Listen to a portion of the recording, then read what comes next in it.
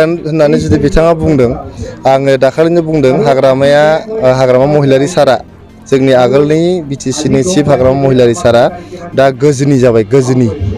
गोजोनि फिल्मखौ नुबाय गोजोनि फिल्माव जेरै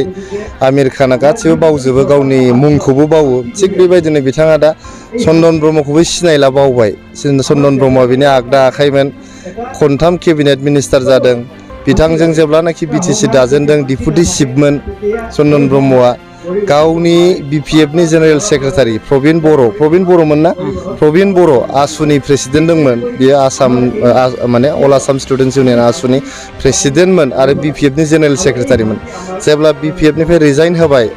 प्रबिन बर'आ बिथाङा बेखौबो सिनाया सोरमोनलाय होननानै सोंदों ओंखायनो आं बुंदों बिथाङा बड'लेण्डनि सासे गोजोनि जाबाय गोजोनि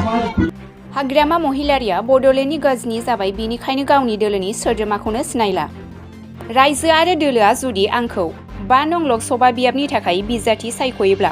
आंनो देरहानो थाखाय बिरबायदि खामानि मावगोन फैगौ लकसभा बिसायख'थिनि 5 नं क'क्राझार लकसभा आरो दरं उदालगुरि लकसभा बियाबाव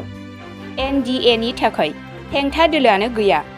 जायफ्रा एनडिएनि हेंथायै बिजाथि गसंगोन बिथांमोनहा गावनि डिप'जिटखौनो मोनफिननाय नङा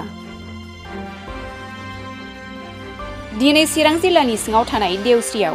ओबिसिनि मोनथायफोरखौ लाना देवस्रि थानाय ओबिसि हारि आरो चिरां जिल्ला UPPL जथायै सावरायलायनाय हाबाफारि लायो बे हाबाफारियावनो बाहागो लानानै UPPLनि गाहाय नेहाथारि राजु कुमार नार्जारिया बे बाथ्राफोरखौ खौरांगिरिफोरनि सिगाङाव बुंथियो बे हाबाफारिया जोंहा आदार बेकवार्ड कास्ट ओबिसि जोंहा UPPLनि सेल दङ बिथांमोना दिनै रायजोनि मोनसे मेल खुंदों बेयाव जोंनि सरकार जोंनि बिटिआर सरकार बा UPPL सरकारा मा हाबाफारि लादों बेनि सायाव सांग्रांथि लाबोनो थाखाय लोगोसे जोंनि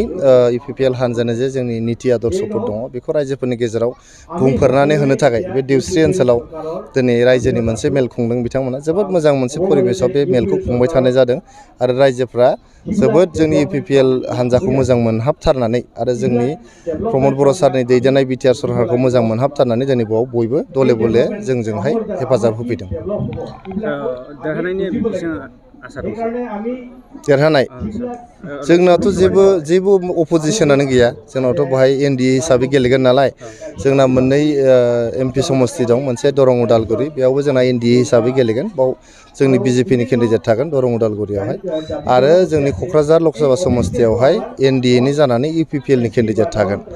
आरो बे एनडिएनि बा जोंनि UPPLनि हेंथायै जाय गेलेगोन बे क'क्राझाराव आरो दरं उदालगुरियावबो बिथांमोना गावनि डिप'जिट होनायखौनो मोनफिननाय नङा खुनु अपोजिसन गैया बेयाव जेखि लम्फ जम्फ खालामा मानो गावसोर जे नमिनेसन होनायाव डिप'जिट होगोन बे डिप'जिटखौनो फास फैसाबो मोनफिननाय नङा बिसोर हाग्रामाया जिर' जागोन होनना बुंगासिनो दङ सार हाग्रामाया गावनो जिर' जागोन होनना लादों गावखौनो UPPLखौ जिर' जागोन होनना बुंदों UPPLखौ जिर' जागोन होनना बुंदों बिदि जिर' जागोन होननानै जुदि बिथाङा बुंदों आङो दाखालिनो बुंदों हाग्रामा महिलारि सारा जोंनि आगोलनि बिटिसिनि चिफ हाग्रामा महिलारि सारा दा गोजोनि जाबाय गोजोनि फिल्मखौ नुबाय गोजोनि फिल्माव जेरै आमिर खाना गासिबो बावजोबो गावनि मुंखौबो बावो थिग बेबायदिनो बिथाङा दा चन्दन ब्रह्मखौबो सिनायला बावबाय चन्दन ब्रह्मआ बिनि आगदा आखाइमोन खनथाम केबिनेट मिनिस्टार जादों बिथांजों जेब्लानाखि बिटिसि दाजेनदों डिपुटि चिफमोन चन्दन ब्रह्मआ गावनि बिपिएफनि जेनेरेल सेक्रेटारि प्रबिन बर'मोन ना प्रबिन बर' आसुनि प्रेसिडेन्ट दंमोन बियो आसाम माने अल आसाम स्टुडेन्टस इउनियन आसुनि प्रेसिडेन्टमोन आरो बिपिएफनि जेनेरेल सेक्रेटारिमोन जेब्ला बिपिएफनिफ्राय रिजाइन होबाय प्रबिन बर'आ बिथाङा बेखौबो सिनाया सोरमोनलाय होननानै सोंदों ओंखायनो आं बुंदों बिथाङा बड'लेण्डनि सासे गोजोनि जाबाय गोजोनि UPPLजों आरो BPFजों बेसेबां डिफारेन्स जागोन सार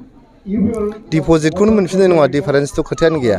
नैबे 2024नि जे लकसभा इलेक्सन दं बिनि उनाव आरो BPF होननाय थाला BPFआ माने गासिबो बायनानै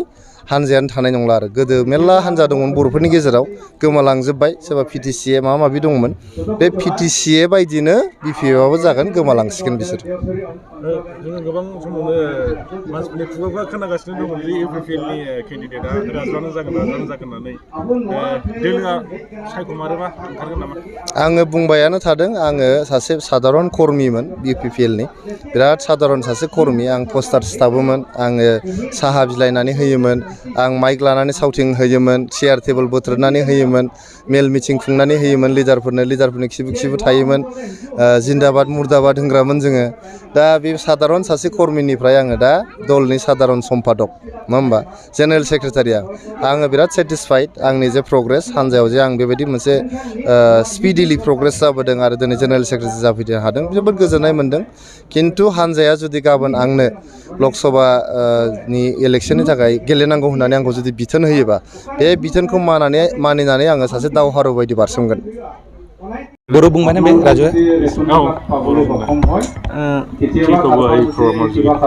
তা আজি আমাৰ চিৰাং জিলা OBC সেলৰ UPPLৰ যে OBC সেল আছে OBC সেল চিৰাং জিলাৰ সৌজন্যত আৰু OBC সেল কেন্দ্ৰ কমিটিৰ মানে ইয়াত সহায়ত ইয়াত দেউচিৰিত চিৰাং জিলাৰ দেউচিৰিত OBC সেলৰ এটা পাব্লিক মিটিং ইয়াত অনুষ্ঠিত হৈ যায় তো পাব্লিক মিটিঙত মই দেখিছোঁ ইয়াত আহি আমাৰ OBC সকলৰ বিশেষকৈ গোৰ্খা সান্তালী ৰাজবংশী তথা আন বিভিন্ন OBCৰ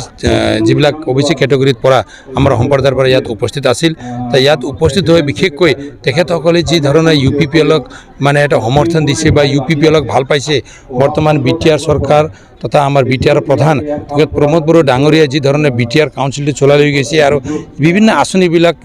দৰিদ্ৰ সীমাৰেখাৰ তলত থকা মানে যিবিলাক মানে জনসাধাৰণৰ কাৰণে বিভিন্ন আঁচনিবিলাক যেনেকৈ তৈয়াৰ কৰিছে এইটো ইয়াত তেখেতসকলে শুনি তেখেতসকলে ভাল পাইছে বুলি মই ভাবিছোঁ আৰু ইয়াত উপস্থিত হৈ বিশেষকৈ মই দেখিছোঁ এই এৰিয়াত UPPLক মজবুত কৰিবৰ কাৰণে UPPLক শক্তিশালী কৰিবৰ কাৰণে তেখেতসকলে ওলাই আহিছে আৰু আগন্তুক দিনত নিশ্চয় এই এৰিয়াত UPPL OBC সেলৰ জৰিয়ে OBC সকলেও UPPLত ভালকৈ আগবাঢ়ি আহি UPPLক মজবুত কৰিব আৰু প্ৰমোদ বড়ো ডাঙৰীয়াক বহুত দিনলৈকে ইয়াত চৰকাৰত থাকি এই প্ৰপ'জ যি ব্ৰহ্মপুত্ৰৰ উত্তৰ পাৰত যি দীঘলীয়া যি সংগ্ৰাম এটা বড়োলেণ্ডটো লৈ আজি BSC BTC আৰু আজি BTR একৰ্ড যি হৈ গৈছে এই সকলো যিবিলাক BTR একৰ্ডত যিবিলাক মানে